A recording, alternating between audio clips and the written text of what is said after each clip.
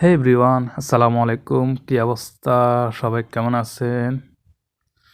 আমি রকিবুল হাসান ভূঁইয়া, আপনাদের কুল বাইকার। আজকে হচ্ছে জানুয়ারির 23 তারিখ 2025 সাল, আর বৃহস্পতিবার। তো শীতকাল শেষ হয়েও হলো না। ভাবছিলাম শীতকাল শেষ হয়ে গেছে, কিন্তু না।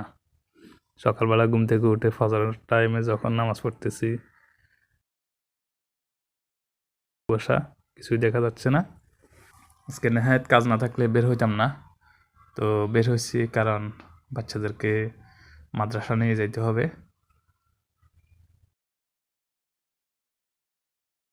এরকম ঠান্ডার ভিতরে বাইক রাইড করা হয় না সচরাচর।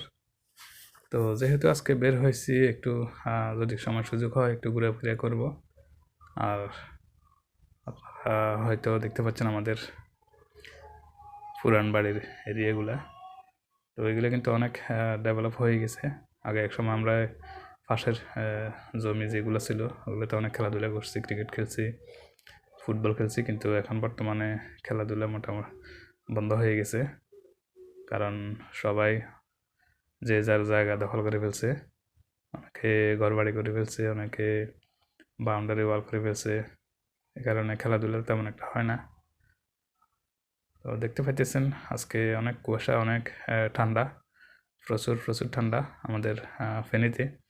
তো ফেনী শহরের এই অবস্থা, গ্রামের কী অবস্থা আল্লাহ ভালো জানে। মনে হয় না যে আজকে সূর্যের দেখা পাবো। দেখতে পাচ্ছেন সামনে একেবারে অন্ধকার। সকাল 9টা বাজে যদি এই অবস্থা থাকে তাহলে সারাদিন কী অবস্থা যাবে। আর উত্তরবঙ্গে যারা আছেন তাদের অবস্থা মনে হয় না অতটা ভালো, কারণ এখানে এই অবস্থা, এদিকে দক্ষিণ দিকে। তো উত্তর দিকে তো ঠান্ডা আরও থাকবে। তো চলতে চলতে চলে আসছে আমাদের ডান পাশে একটা জায়গা দেখতেছেন গেট করা। এই জায়গাতে একসময় অনেক খেলাধুলা হয়েছে, একেবারে স্টেডিয়ামের মতো বিশাল জায়গা। তারপরে আমরা ছোট থাকা অবস্থায় দেখছি, কিন্তু পরবর্তীতে দেখলাম যে এখানে অনেক গাছ টাছ রোপণ করে একেবারে বাগান করে ফেলছে। এখন আবার দেখতেছি যে বাগানটা ধ্বংস করে ফেলছে, হয়তো বাড়িঘর করবে। তো আমি এখন বর্তমানে আছি খাজুরিয়াতে, খাজুরিয়া রেললাইনের পাশে। সকাল সকাল তেমন একটা ট্রেন দেখা যায় না।